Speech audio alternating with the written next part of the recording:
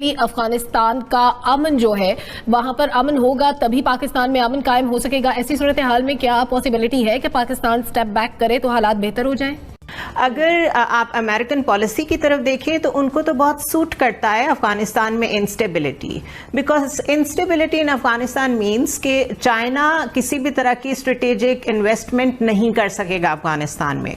वहाँ इतनी माइंस हैं, वहाँ इतना पोटेंशियल है बिजनेस का, तो वाई वुड अमेरिका वांट कि चाइना को वहाँ पे पीस मिल जाए और वो वहाँ पे इन्वेस्टमेंट करके अपना मजीद स्ट्रॉन्ग फुटहोल्ड बना ले।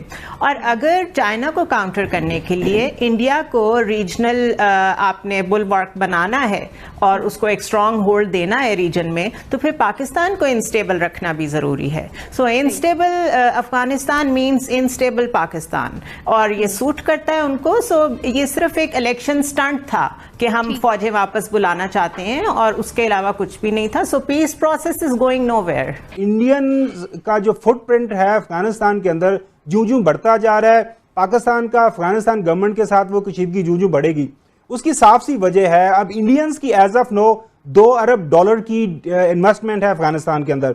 वो इसके बढ़ा के वो $3 अरब तक लेके जाने आने वाले महीनों सालों में वो लेके जाएंगे। तो वहां पे इंडियंस के डायरेक्ट इंटरेस्ट हैं, और चूंकि पाकिस्तान का डायरेक्ट बॉर्डर है अफगानिस्तान के साथ, ये भी एक अटल हकीकत है।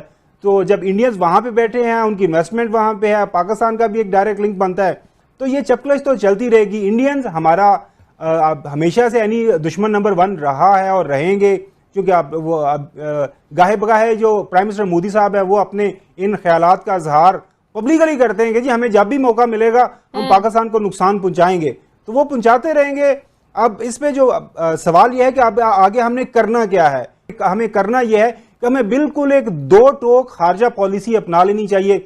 मैसेज भिजवाया जाता है अशरफ गनी साहब को कि जी हम हमारे साथ बैठ के बात करें, बॉर्डर मैनेजमेंट की बात करें, और वहां पे जो दहशतगर्दों के ठिकाने हैं अफगानिस्तान वाली साइड पे उनके बारे में एक्शन करने के हवाले से बात करें, उनको कंट्रोल करें। हमारी तरफ से बहुत ज्यादा पॉजिटिव वाइब्स जाती हैं, लेकिन वहां से हमें कभी भी जो है कह रहे हैं कि पॉजिटिव जवाब कभी भी नहीं मिला। और अब जब चूंकि हालात इस नहज पे पहुंच गए कि वहां से लोग आते हैं और यहाँ पे अटैक करते हैं और उसके सीधे ताने बाने जाके मिलते हैं अफगानिस्तान में जो दहशतगर्दों के ग्रुप हैं। CIA ने एक रिपोर्ट दी है जो जमा कराई है उन्होंने हुकूमत को, और उस CIA की रिपोर्ट आप उठा के पढ़े तो बड़ी कैटेगोरिकली कहती है, और अफगानिस्तान से ट्रुप्स विड्रॉल का मसला, अफगानिस्तान के अमन का मसला, ये अशरफ गनी से रिलेट नहीं करता।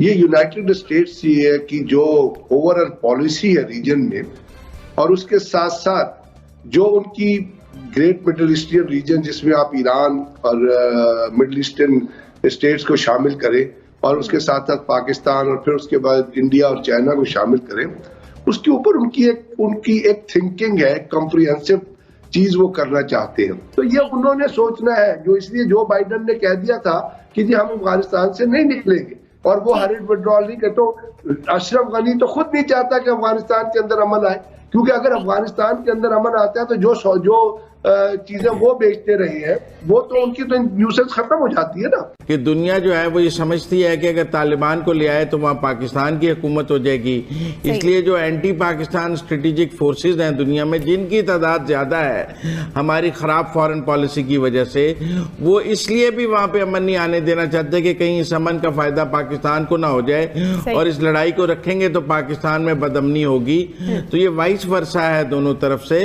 इसलिए मैं समझता हूँ कि पाकिस्तान को थोड़ा स्टेप बैक भी करना चाहिए। हमने जब भी अफगानिस्तान के मामलात में इंटरफेरेंस की है, अब भी इस पीस डील में की है, हमें कोई नेकनामी तो मिली नहीं है। चाहे रूस के खिलाफ जहाद के बाद थी, चाहे उससे पहले थी, चाहे अब थी, जब पाकिस्तान बनने के बाद भी।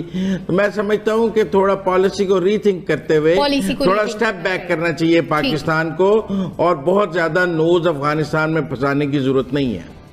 पहला तो जो आपका सवाल है कि क्या रोड मैप जो है, जो सजेशंस हैं, बात आगे बढ़ सकती है? नहीं जी, बात बिल्कुल आगे नहीं बढ़ सकती।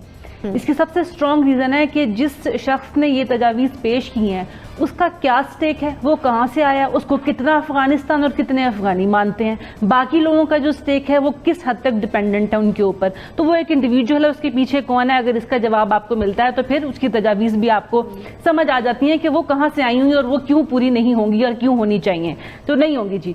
अच्छा, दूसरी बात यह है कि अमेरिका वहां से निकलना चाहता है या नहीं चाहता है।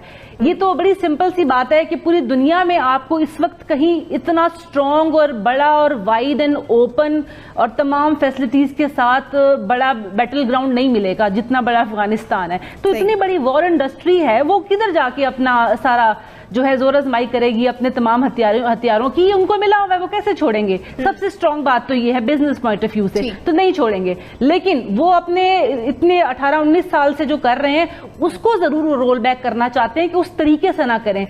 सिर्फ काबुल में बैठ के अशरफ गनी ये तो कोशिश कर सकते हैं कि जितना प्रोलॉन्ग कर सकते हैं अपने टेन्योर को या अपने इस सो कॉल्ड रिजीम को वो कर लें, but the fact of the matter is कि वहां पे कंट्रोल तालिबान का है और तालिबान वहां पे कोएलिशन को, एक बहुत बड़े दुनिया के कोएलिशन को, नेटो को शिकस्त दे चुके हैं। गिव मी वन रीजन कि वो आराम से इनके दिए हुए प्रपोजल्स को एक्सेप्ट कर लेंगे। सो दे विल वेट, वो आराम से ठंडा करके खाएंगे। अगर ब्लड शेड भी दोबारा होता है they will let it happen.